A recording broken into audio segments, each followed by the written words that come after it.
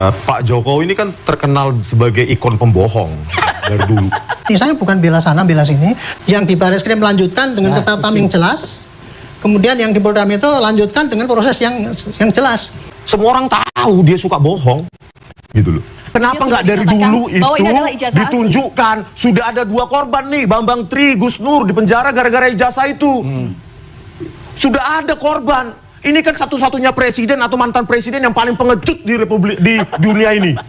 Yang saya harapkan, yang disidik di Polda Metro itu tadi ya, itu bukan hanya kasus pencemaran namanya doang, tapi termasuk bagaimana membuktikan bahwa ijazah Jokowi itu asli apa tidak. Karena kalau dibuktikan di situ di pengadilan nanti ternyata hakim nggak yakin itu asli, ini laporan ini nggak akan jalan. Kan kalau yang namanya pengujaran kebencian itu kalau memang ijazahnya palsu, ya asli berarti dituduh enggak kan berarti kan ujaran kebencian. Tapi kalau memang ijazahnya Pak Jokowi itu terbukti nanti palsu, ini ujaran kebenciannya nggak bisa ditentukan semua.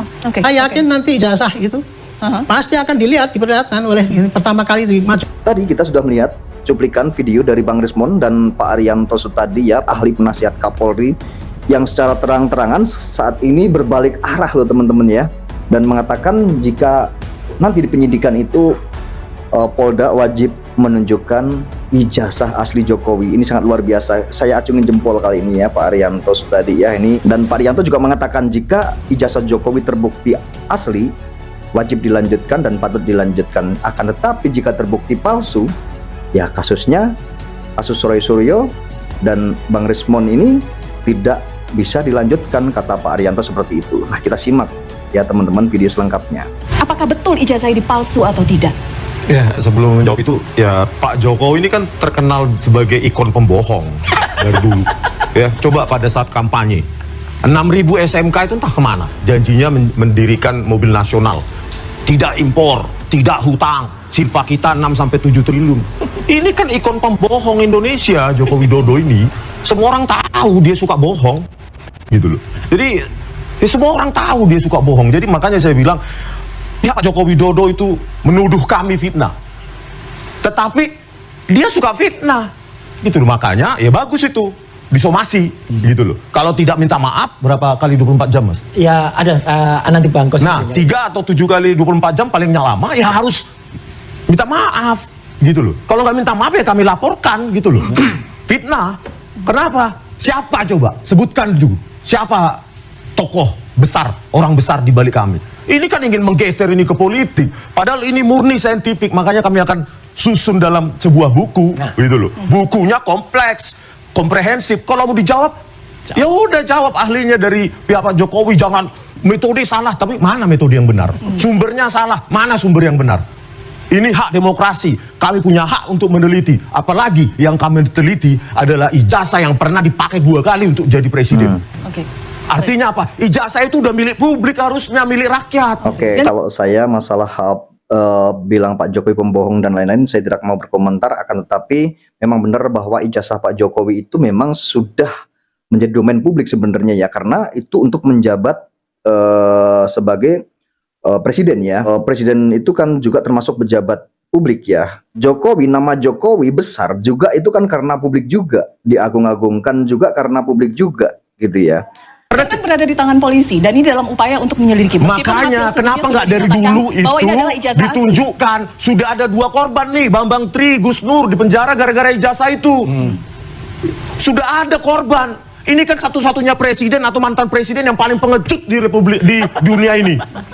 Yang katanya lulusan S1 UGM, padahal UGM itu harusnya ijazahnya kebanggaan. Oke, ketika ijazah sekarang sudah di tangan penyidik.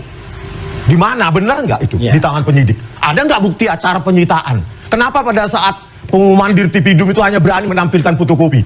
Pernah nggak Konvers menyatakan ini tidak ada tindak pidana, tapi barang buktinya aja nggak pernah ditunjukkan? Gitu loh, cuma fotokopi. Beraninya Dirtipidum cuma nampilin fotokopi. Ini republik besar.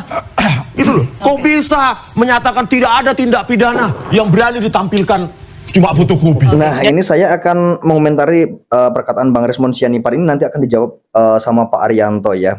Nggak tahu ya, ini Bang Rismon ini bener-bener berani banget mengatakan Jokowi pengecut ya, Jokowi pembohong, ini tadi bilang seperti itu ya. Kan tapi nanti Pak Arianto ini akan bilang seperti misalkan orang membacok atau apa gitu harus ditampilkan katanya ya, barang buktinya, misalkan apa yang dipakai untuk membacok itu ditampilkan, kata Pak Arianto seperti itu. Dan nanti coba kita simak ya, ini terusannya ini langsung Pak Arianto ya sebentar lagi ya. Ini sudah berbalik banget, Pak Arianto ini sudah beda banget teman-teman ya. Dan Anda meragukan proses yang Lo tadi tengah jelas, berjalan. disita mana buktinya? Harusnya sampai sekarang tunjukkan Polda. Oke, baik. Di Pak mana Arianto. itu yang asli, karena katanya asli? Sekarang barang yang sedang dicari-cari dan dibicarakan ini berada di tangan penyidik. Ya. Bagaimana kemudian harus menyikapinya? Ya, barang itu yang suruh tunjukkan itu kemarin kan diumumkan kan sudah disita oleh penyidik. Dan itu nanti kegunaannya adalah nanti untuk di persidangan. Yang setahu saya gitu. Karena gini, boleh saya nerangkanin apa yang terjadi? Silakan Pak Arianto, silakan. Saya dengan perkembangan belakang ini ya makin lega saya. Karena ya kepentingan saya duduk di TV, di podcast segala itu, concern saya cuma gini loh. Saya itu mengkhawatirkan bangsa kita itu akhirnya pada gontok-gontok di lapangan gara-gara saling ribut ini. Itu yang dari dulu saya anukan. Memang ini bisa terjadi ya. Memang bisa terjadi, apa kata Pak Arianto itu sebenarnya juga benar juga bisa terjadi ya kalau nggak segera disudahi, sebenarnya seperti itu. Ini saya juga tidak membela ke kiri dan ke kanan ya, kan, tapi memang ada benarnya juga Pak Arianto itu. Tidak menutup kemungkinan juga bisa terjadi. Jadi concern saya, makanya saya kalau tampil di sini, saya bukan bela sana, bela sini, tapi menjelaskan pada rakyat, ini loh yang terjadi di lapangan itu. Jadi hati-hati jangan sampai ikut diadu domba oleh orang yang nggak kelihatan itu. Itu pikiran saya dulu ya. Nah sekarang kan memang akhirnya kan saling gontok-gontokan gitu kan. Padahal itu masalahnya kan gini, simpelnya adalah dua pendapat yang saling berbeda mengenai jasanya Pak Jokowi. Yang satu menuduh, ini adalah itu palsu. Yang satu menuduh ini asli. Betul sekali. Yang palsu membuktikan dengan teorinya yang mereka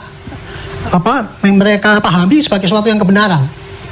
Yang membuktikan itu adalah karena alasan penelitian kan. Ilmu nggak boleh dibantah, penelitian dan ini harus benar, diakui, nggak boleh dibantahkan gitu. Itu dari sana. Nah, ini saya koreksi lagi Pak Arianto pernyataannya, ini penelitian tidak boleh dibantah gitu. Boleh dibantahkan, tapi kan harus independen. Dibantahnya harus di depan mereka juga, kalau tidak dibantah secara ilmiah.